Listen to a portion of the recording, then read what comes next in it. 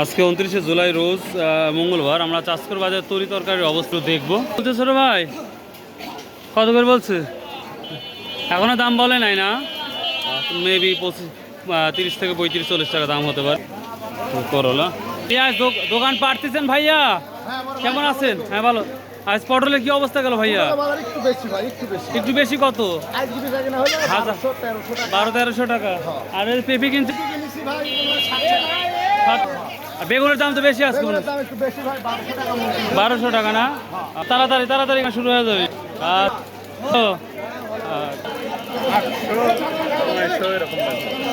800-900।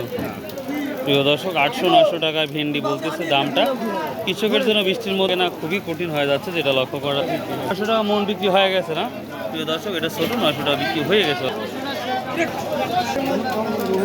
লাইলের কি অবস্থা আজ?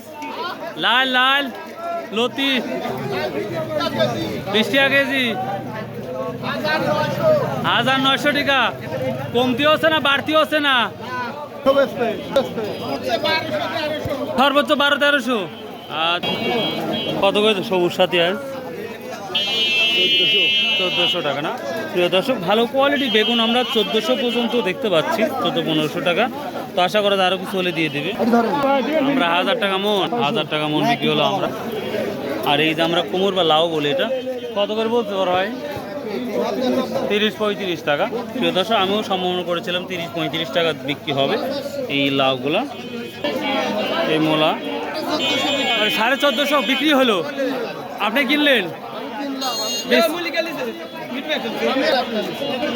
কত করে কেজি বড় ভাই? 40 টাকা। দর্শক, এই ছিল আজকের তরকারি বাজার আপডেট।